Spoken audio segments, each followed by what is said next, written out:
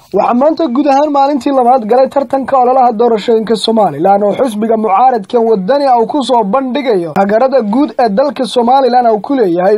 iyo magaalada Toqoshi oo ah magaalo ganacsiyeed dhinaca milixda iyo waxyaabaha badda laga soo saaro iyadoo suuqeega ugu weyn uu yahay dad badan oo ganacsatiin ay ku nool yihiin ayaa maanta waxa lagu soo bandhigay taageero xoogan oo xisbiga mucaaradka wadani ugu hayo yeelka waxgaradka dhalinyarada iyo caruurta iyo guud ahaanba duqaytida iyo dadka deegaankaasi ku dhaqan oo aan u kala harin ayaa wafdi ballaaran oo xisbiga mucaaradka wadani ka socday waxa ay kala qayb galeen xaflad ballaaran oo xafiiska halka xisbigaasi uu ku leeyahay halkaasi lagu qabtay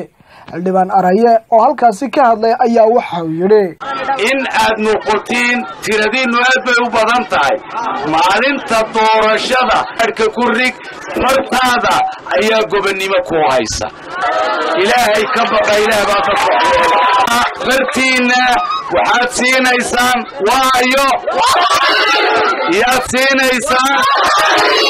oo kale dadka reer Toqoshi oo yar iyo weyn bay iskugu jiray oo u badnaa haween iyo rag ayaa iyaguna halka waxay ku soo bandhigeen xisbiga kulmiyahay laga dhaco ilbana iyo moogan wax ka loomayo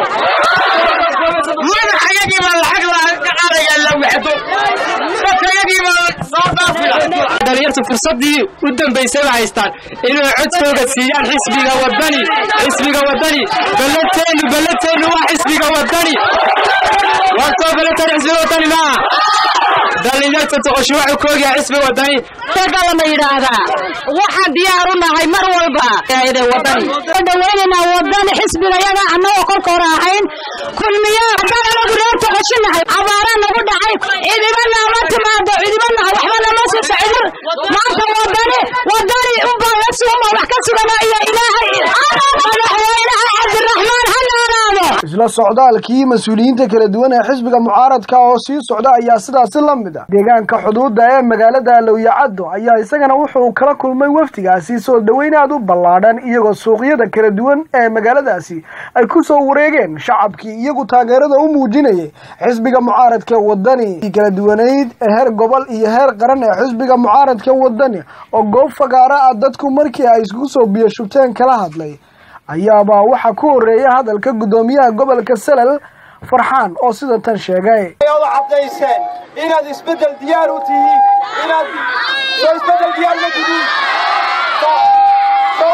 taageeraysan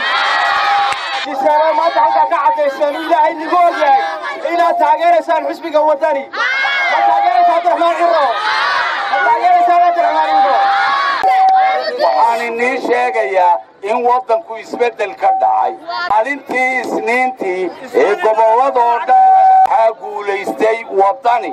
Abdiraxmaan Ciro waxay u bixiyeen reesayla roobka weligiin maad aragteen saaka roobka madaxweyne rooble